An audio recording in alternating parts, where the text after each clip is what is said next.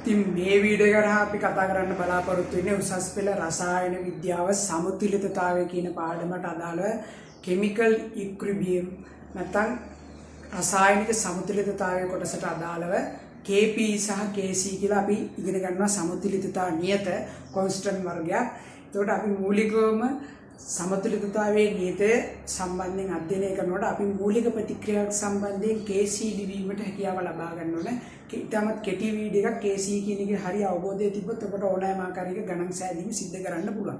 එතකොට මෙතනදී අපි මූලිකවම ගන්න ප්‍රතික්‍රියාව තමයි සරල ප්‍රතික්‍රියාව රසායනික සමතුලිතතාවයට අදාළව අපි ගන්න ස්ටොයිකියෝමෙට්‍රික සංයෝගයේ සිම්පල් A වෙන A සංයෝගයක් A ප්‍රස් සංයෝගයක් ඒක සිම්පල් B ස්ටොයිකියෝමෙට්‍රියක් තියෙන B සංයෝගයක් සමග ප්‍රතික්‍රියා වෙලා අලුතෙන් සමතුලිතතාවයක් නිර්මාණය කරගන්නවා.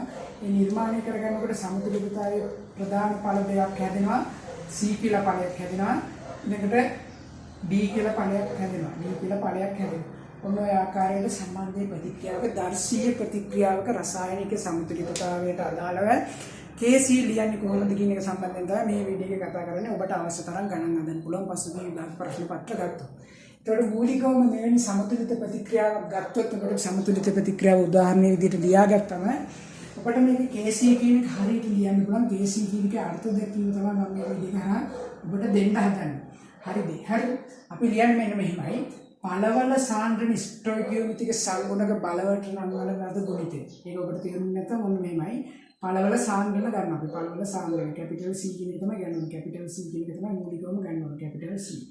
කැපිටල් සාන්ද්‍රණේ ස්ටොයිකියෝමෙට්‍රික සිම්පල් Z අන්න ඒක.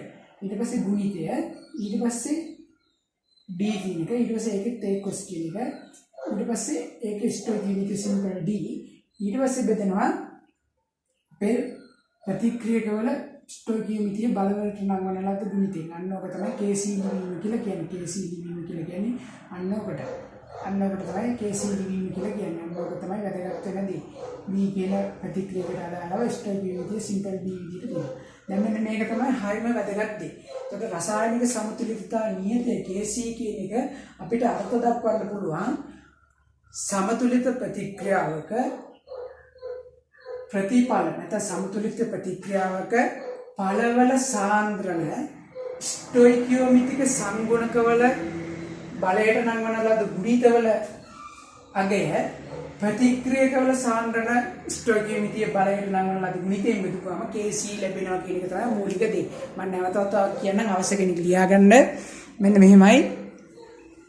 සමතුලිත ප්‍රතික්‍රියාවක ප්‍රතිඵල කියනවා අපි මේ පැත්තේ හැදෙනවට මේ පැත්තේ වට කියනවා අපි ප්‍රතික්‍රියක කියලා. ඒකට සමතුලිත ප්‍රතික්‍රියාවක ප්‍රතිඵල නැත්නම් සමතුලිත ප්‍රතික්‍රියාවක ඵල වල සාන්ද්‍රණ වල ස්ටොයිකියෝමෙට්‍රික සංගුණකයෙන් බලයට නංවන ලද ගුණිතය ප්‍රතික්‍රියකවල ස්ටොයිකියෝමෙට්‍රික සාන්ද්‍රණ බලවලට නංවන ලද ගුණිතයෙන් බෙදුවට ලැබෙන එකට අපි කියනවා KC කියලා.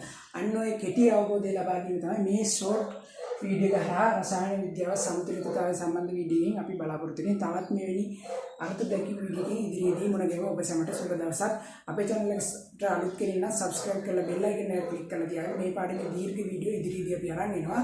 දැනට අපි උසස් පෙළ රසායන විද්‍යාව, භෞතික විද්‍යාව 2024 25 MCQ ඩිස්කෂන් අරන් ආවිල්ලා තියෙනවා. ඒ වගේම රසායනික විද්‍යාව යටතේ ඔබට කාබනික රසායනයේ ඕනෑම සංයෝගයකට අදාළ ලාක්ෂණික ප්‍රතික්‍රියා සම්බන්ධ ෂෝට් නෝට් වීඩියෝ මාලාවක් කරන් ඉන්න තියෙනවා. මේ වීඩියෝ මරමන්න මේකදී අපි කරන්නේ මේ වීඩියෝ සීරීස් එක විශේෂ දැනුම හරි අවබෝධය ලබා දීම තමයි බලාපොරොත්තු වෙන්නේ. ඔබ සමට සුබ දවසක්.